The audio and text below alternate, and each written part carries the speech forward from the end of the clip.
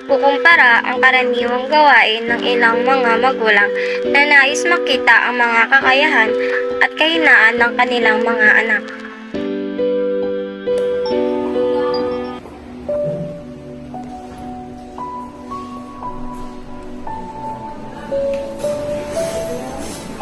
Hala, ang baba naman ng score mo.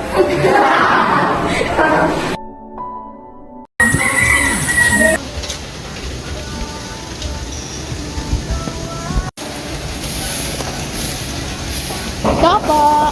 Mare, pasok! Halika!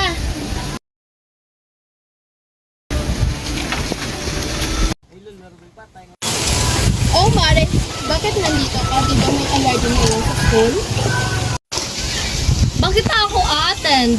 Maski isa nga wala siyang award. Buti pa yung anak mo. Masipag na, matalino pa. Eh yung anak ko, hindi na nga mautusan, bobo pa.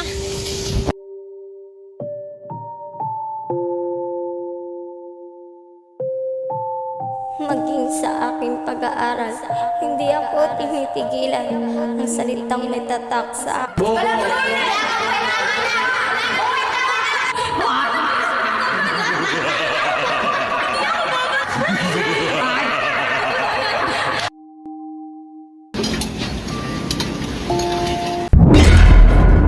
Masisarpon ka lang ba? Hindi ka kakain? Kapag magkakasakit ka, dagdag gastusin na naman. Tingnan mo mga kapatid mo, lahat sila ay with honors. Eh ikaw, wala ka talagang kwenta.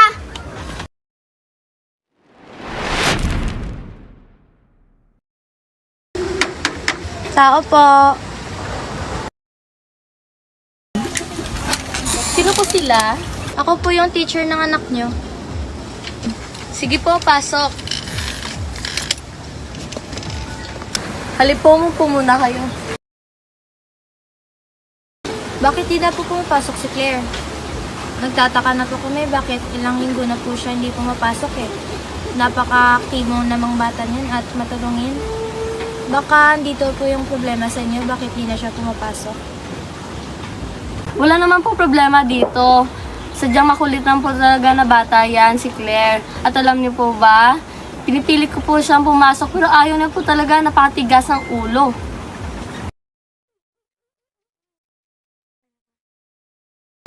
Sige, balitaan niyo na lang po ako kapag papasok na si Claire ah. Sige po ma'am, salamat.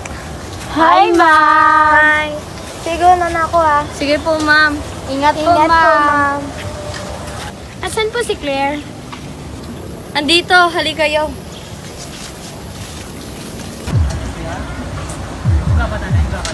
Hoy Claire, may bisita ka.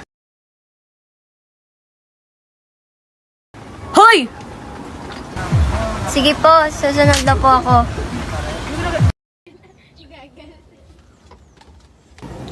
Uy, kayo? Tapos ka na ba sa module mo? Hindi ko pa nga nasisimulan eh. Tara, tulungan ka na lang namin. Sige ba? Isang bagay na napakahalaga patungo sa daan ko ay ang suporta ng nagmamahal at nagmamalasakit sa akin, mga magulang at kaibigan. Mula sa pang-aapi, natutunan kong maging malaya at mahalin ang aking sarili.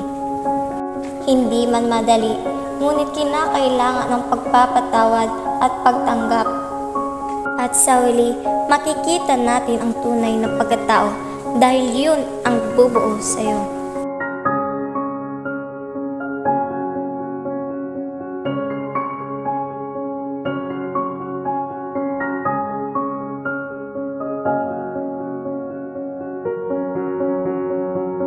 Ako si Claire at malaya kong inilalahad ang aking kwento mula sa pang-aapi patungo sa pagbangon.